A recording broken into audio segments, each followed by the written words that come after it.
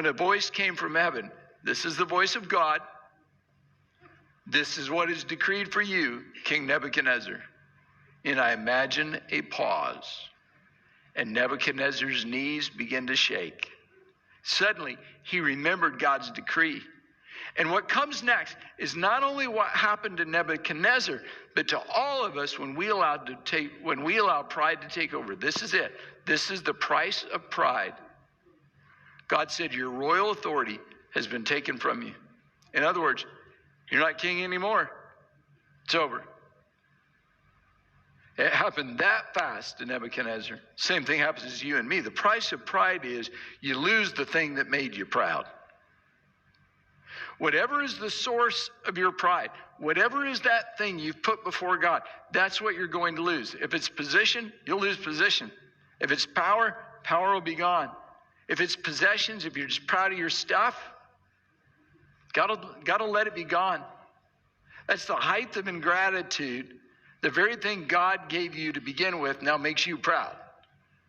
Attention, that'll be gone. Recognition, the money that God gave you, the position that was from God, that talent, it's not because of you, it's because of God gave it to you. See, you thought it was you. You were so proud, and now it's gone. Now it's all gone. Pride will cause you to lose the source of your pride. God wasn't done. He continued to Nebuchadnezzar. You will be driven away from people and will live with the wild animals.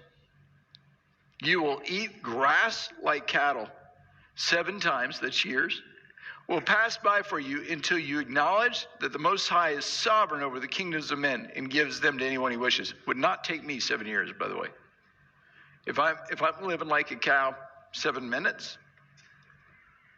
Immediately, what had been said about Nebuchadnezzar was fulfilled. He was driven away from people. The greatest king of the world, the ruler of the vast empire, a leader with thousands of servants, now found himself hopelessly alone. That's the second thing that happens when pride takes over. You're isolated from others. It just happens. After all, who wants to be around someone who's full of pride? Who wants to be around that spirit? Even people who don't know God don't want to be with you.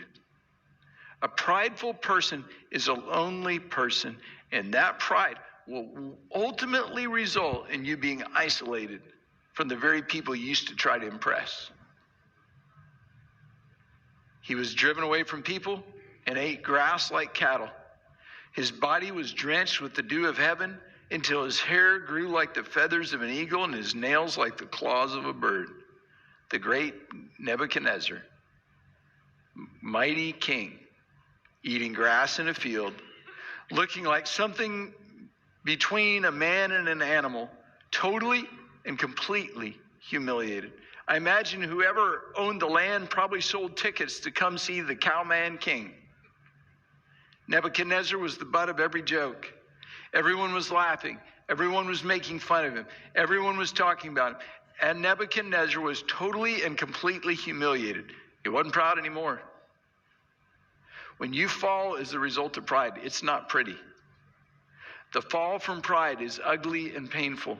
When pride takes over, ultimately, you're humiliated. It just happens. And you might look at this story and you might say, that is so cruel. How could God do that? Or how could God allow that to happen to anyone? Don't forget, God warned him. He knew what was coming. He blew through all the warnings. You do the same thing. Run through your list of Christian musicians and superstar preachers who had amazing gifts and talents and suffered a humiliating public fall. Their sins laid out for the world to see. Big names and small names, they're all humiliated when they fall.